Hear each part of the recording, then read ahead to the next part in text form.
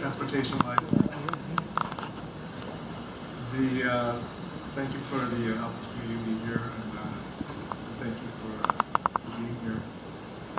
I was just thinking, as HB was talking, how pastors are often elevated to this level of sainthood, when in reality they're just last night I was on a call at the hospital, and it was not too tough, but I knew that my call for the hospital ends at 7 in the morning when I go off shift. And I'm just reminded that our pastors are on call 24/7. Anytime somebody's in the ER, anytime any bad news hit the congregation, the pastor often gets a phone call.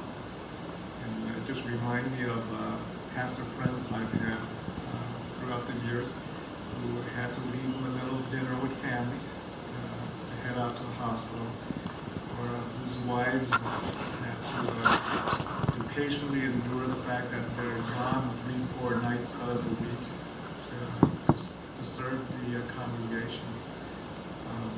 And they suffer the same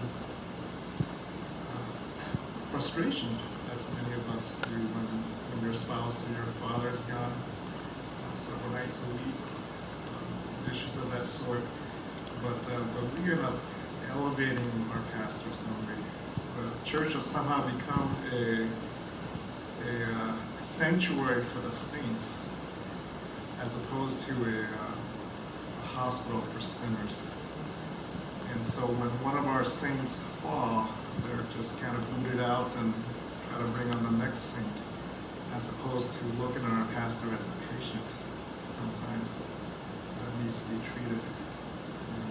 So that's why we're here tonight with that. So the question is, how can we help? What can we do that we're here? And it's not all about money, although that's a very significant part of it.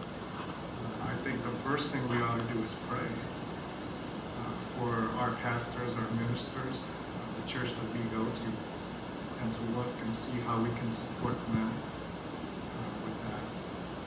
The second thing is, this is a relatively new ministry. Not a lot of folks know about Pastors in Transition or PIT with that. And we can get the word out.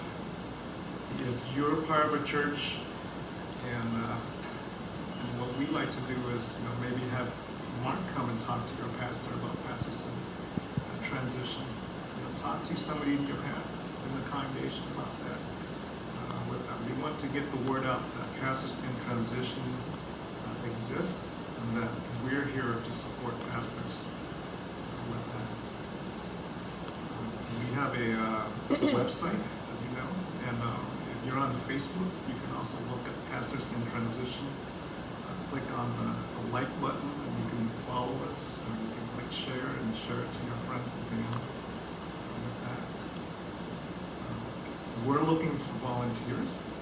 If you have time, we're looking for volunteers. If you wanted to come and assist in administrative stuff, if you're good at counseling, we need counselors for pastors.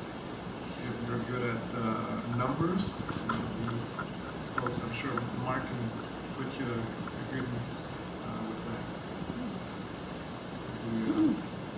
And lastly, if God's called you to assist us financially, that definitely makes a difference. Because, as you know, every ministry requires a startup, financial funding, and things of that sort. And this is a startup ministry as well over the last few months.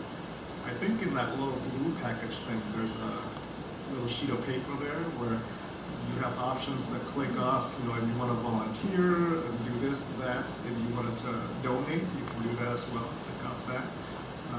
We're looking for ways to support Mark so that he can fully 100% participate in running Pastors in Transition. That's one of our goals as well. And other than that, hope you enjoyed the dinner. And